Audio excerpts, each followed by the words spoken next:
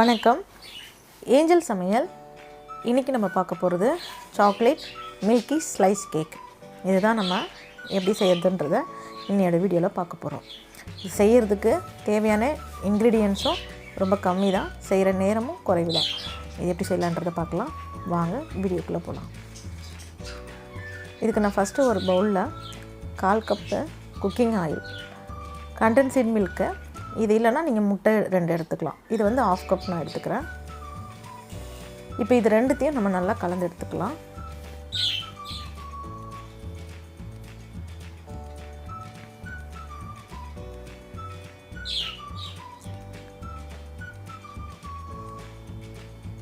இப்போ இது ரெண்டும் நல்லா கலந்து இந்த மாதிரி க்ரீமியாக வரும்.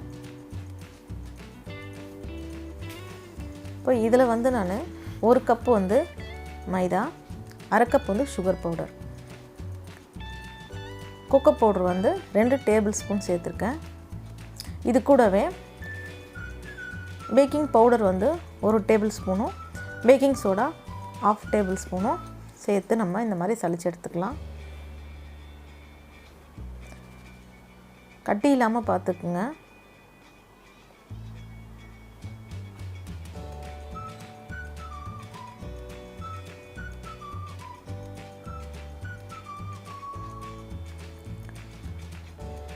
இப்போ நம்ம இது கூட வெனிலா எசன்ஸ் வந்து 1/2 டேபிள் ஸ்பூன் டீஸ்பூன் சேர்த்துருக்கேன். இது சேர்த்து இப்போ நல்லா கலந்து எடுத்துக்கலாம்.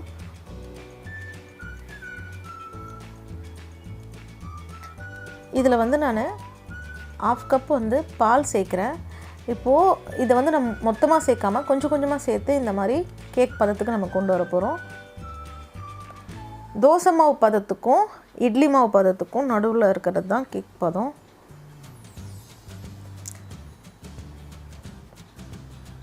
இது நல்லா நம்ம கட்டி இல்லாமல் கலந்துக்கணும். இது நம்ம கேக் ட்ரேயில் சேர்த்துக்கலாம். அதுக்கு ஒரு பட்டர் ஷீட் போட்டு மேலே சுற்றி நம்ம ஆயில் அப்ளை பண்ணிக்கலாம். இது வந்து கேக் ட்ரே வந்து ஸ்கொயராக இருந்துச்சு அப்படின்னா நம்ம ஸ்லைஸ் போடுறதுக்கு பார்க்குறதுக்கு நல்லாயிருக்கும்.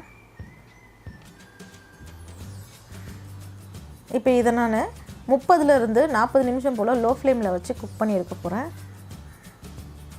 வேறு ஒரு பவுலில் விப்பிங் க்ரீம், இதை 1/2 கப் எடுத்து நல்லா பீட் பண்ணலாம்.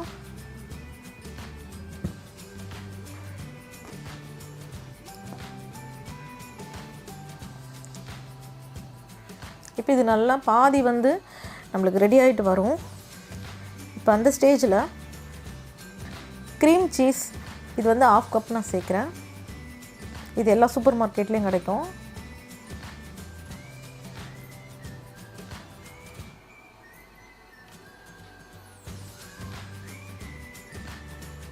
Vanilla essence 1/2 table spoon.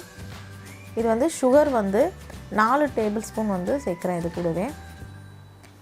இப்போ இது நல்லா நம்ம ஃபுல்லாக பீட் பண்ணி எடுத்துக்கலாம்.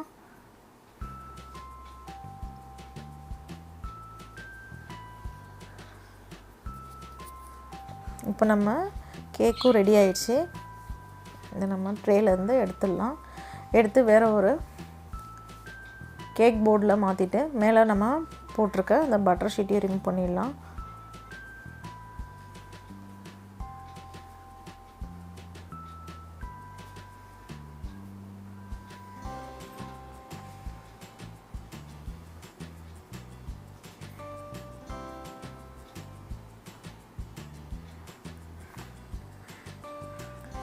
இப்போ இது நம்ம 2 பார்ட்டாக நம்ம எடுக்க போகிறோம். இந்த மாதிரி இப்போ இதில் நம்ம ரெடி பண்ணி வச்சுருக்க க்ரீம் இதில் சேர்க்க போகிறோம். இப்போ கோகோ பவுட்ரு வந்து டார்க் கலர் நான் எடுத்துருக்கிறேன். உங்களுக்கு தேவைன்னா நீங்கள் லைட் கலர்லேயும் யூஸ் பண்ணலாம், இன்னும் நல்லாயிருக்கும் பார்க்குறதுக்கு. இப்போ இந்த க்ரீமை இதில் நல்லா சேர்த்துக்கலாம்.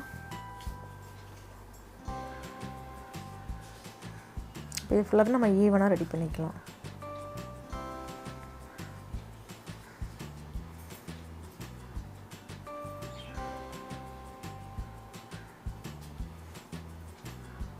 இப்போ இது ரெடி பண்ணதுக்கப்புறமா மேலே வைக்க வேண்டிய இன்னொரு பார்ட்டையும் சேர்த்து வச்சிடலாம். இதை வந்து நான் 4லேருந்து இல்லைன்னா 6 மணி நேரம் ஃப்ரிட்ஜில் வச்சுருந்து எடுக்க போகிறோம்.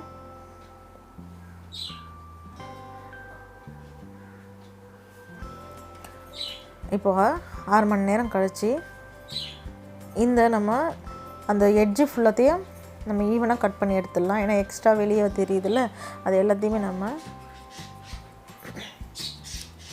கட் பண்ணி எடுத்துடலாம். இப்போ பார்க்குறதுக்கு இன்னும் நம்மளுக்கு நீட்டாக இருக்கும்.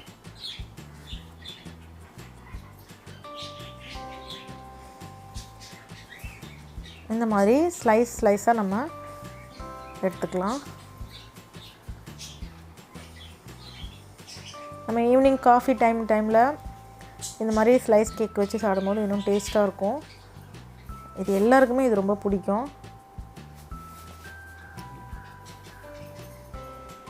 இந்த மாதிரி ஸ்லைஸ்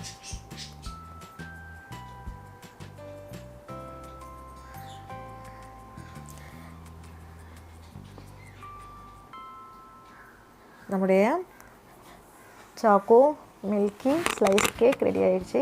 இது டேஸ்ட்டும் சூப்பராக இருந்துச்சு. இது எப்படி இருந்துச்சுன்னு நீங்கள் செஞ்சு பார்த்துட்டு எனக்கு கமெண்ட்ஸில் சொல்லுங்கள். இந்த வீடியோஸ் உங்களுக்கு பிடிச்சிருந்துச்சுன்னா மறக்காமல் சப்ஸ்கிரைப் பண்ணுங்கள். நன்றி.